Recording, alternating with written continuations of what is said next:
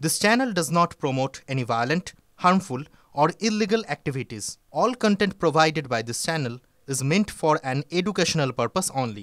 MDH chana masala এখন ছোলা হোক বা বরবটি দানা, সাদা চানা হোক বা কালো, সব রান্নাই হবে অসাধারণ। সেনাকে সম্মান জানালেও বিধানসভায় বাদ অপারেশন সিঁদুর নাম। রাজ্যের আইন শৃঙ্খলার প্রসঙ্গ টেনে তৃণমূল সরকারকে তীব্র আক্রমণ বিজেপির।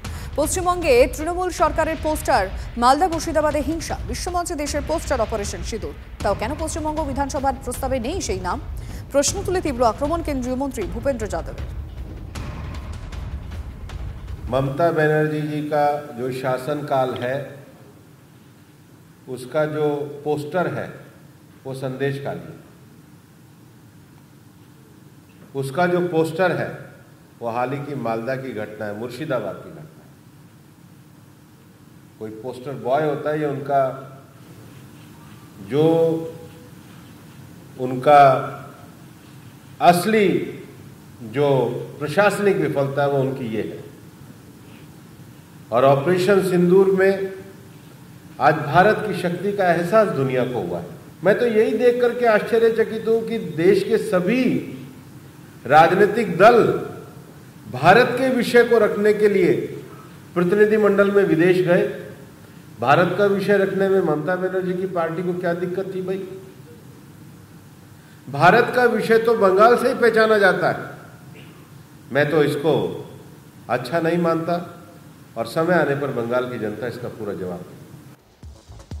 অপারেশন সিঁদুরে ভারতের পরাক্রম, কূটনীতিকে পাকিস্তানকে কোণঠাসা করার পর আজকে বিদেশ সফরে যাওয়া প্রতিনিধি দলের সঙ্গে সাক্ষাৎ করবেন নরেন্দ্র মোদী।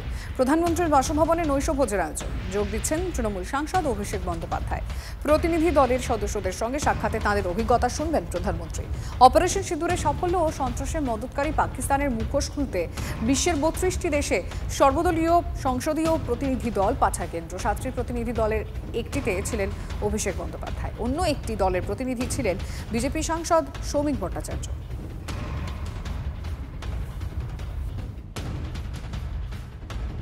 এই মুহূর্তে আরো একটি বড় খবর, তিলোত্তমা মামলায় শিয়ালদা আদালতে জমা পড়ল চতুর্থ status report. Last seen theory মেনে তদন্ত হয়নি, অর্থাৎ মৃত্যুর আগে তিলোত্তমাকে শেষ যাদের সঙ্গে দেখা গিয়েছে তাদের হেফাজতে নিয়ে জেরা করা হয়নি বলে দাবি তিলোত্তমার পরিবারের আইনজীবীর। সিবিআই এর ভূমিকা নিয়ে ফের ক্ষোভ উগড়ে দিলেন তিলোত্তমার বাবা মা। স্ট্যাটাস রিপোর্টে উল্লেখিত অগ্রগতি নিয়ে সিবিআইকে প্রশ্ন বিচারকের। শুধু রিপোর্টের অপেক্ষা করলে হবে না, একজন সরকারি ডাক্তার তার কর্মক্ষেত্রে খুন হয়েছেন, সেটাকে আপনাদের গুরুত্ব দিয়ে দেখা উচিত, মন্তব্য বিচারকের। আর কি কি রয়েছে চার্জশিটে সুজয়ের কাছ থেকে জানার চেষ্টা করি। সুজয়।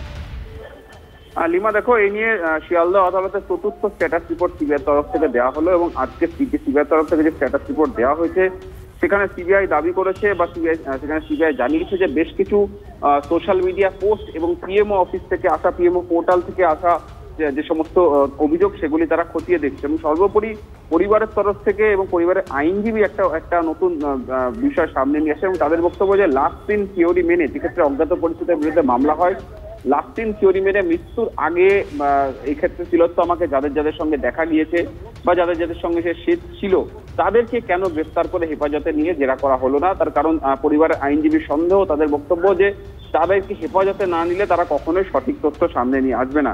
এবং এই বিষয়ে তিলোত্তমার মা বাবাও কিন্তু আজকে আদালতের বাইরে তাদের ক্ষোভ প্রকাশ করেছেন এবং পরিবারের তরফ থেকে দাবি করা হয় যে এই প্রত্যেকবার একই স্ট্যাটাস রিপোর্ট তারা কপি পেস্ট করছে, তদন্ত কোনো অগ্রগতি নেই, তদন্ত ধামাচাপা পড়া এবং মূল ঘটনা নিয়ে তদন্ত চলছে বলছে, কিন্তু কোনো রিপোর্টে তার কোনো উল্লেখ থাকছে না। বিচারককে আজকে এক্ষেত্রে একটা মন্তব্য করতে শোনা যায়। বিচারক যখন আজকে সিবিআই এর কাছে বা বিচার আদালতে তিনি বলেন যে এখানে একজন সরকারি ডাক্তার খুন হয়েছে তার কর্মক্ষেত্রে, সেটাকে আপনাদের গুরুত্ব দিয়ে স্পর্শকাতরভাবে দেখা হয়েছিল। অর্থাৎ সিবিআইয়ের উদ্দেশ্যে এই মন্তব্য আজকে বিচারক করেন। তার কারণ পরিবারের তরফ থেকে বলা হয় যে কজন সাক্ষীর বয়ান নেওয়ার কথা বলা হচ্ছে তাদের সেই সম্পর্কে সঠিক তথ্য আদালতের সামনে সিবিআই দেয়নি এবং সোশ্যাল মিডিয়ার যে সমস্ত পোস্ট সেই সংক্রান্ত রিপোর্টকে বারবার রিপোর্ট আনানোর চেষ্টা করা হচ্ছে না। সেই ক্ষেত্রেই কিন্তু বিচারক আজকে এই গুরুত্বপূর্ণ মন্তব্যটি করেন। ধন্যবাদ সুজয়। কাউন্সিলরকে প্রকাশ্যে চুলের মুঠি ধরে মার মহিলার।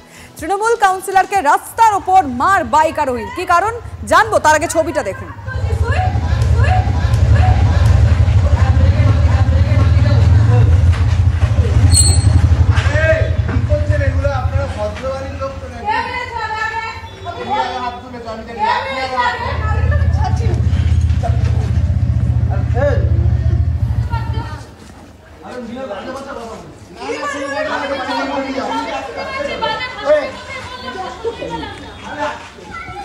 কথা বলবো আমাদের রিপোর্টারের সঙ্গে, অনন্ত চট্টোপাধ্যায় রয়েছেন। অনন্ত, কারণটা কি? মানে কাউন্সিলরকে এভাবে চুলের মুঠি ধরে রাস্তায় ফেলে মারছে কেন?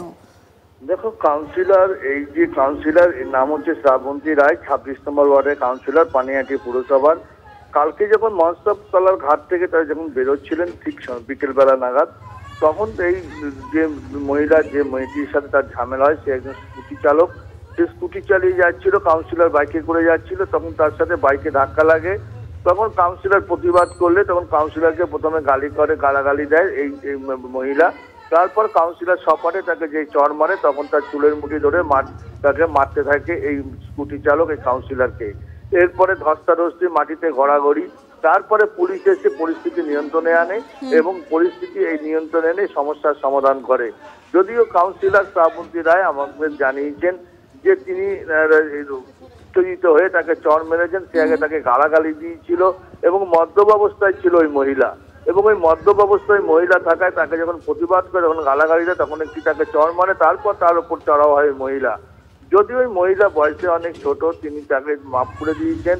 তিনি চান না যে এই মহিলার কোনো ক্ষতি হোক, কোনো অল্প বয়সী মেয়ে, তিনি তাকে মাফ করে দিয়েছেন, এমনটাই কাউন্সিলর তিনি জানিয়েছেন।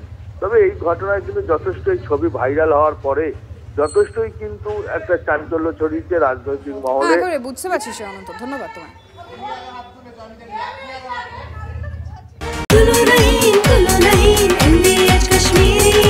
আরে কম দে কিন্তু খাঁটি দে।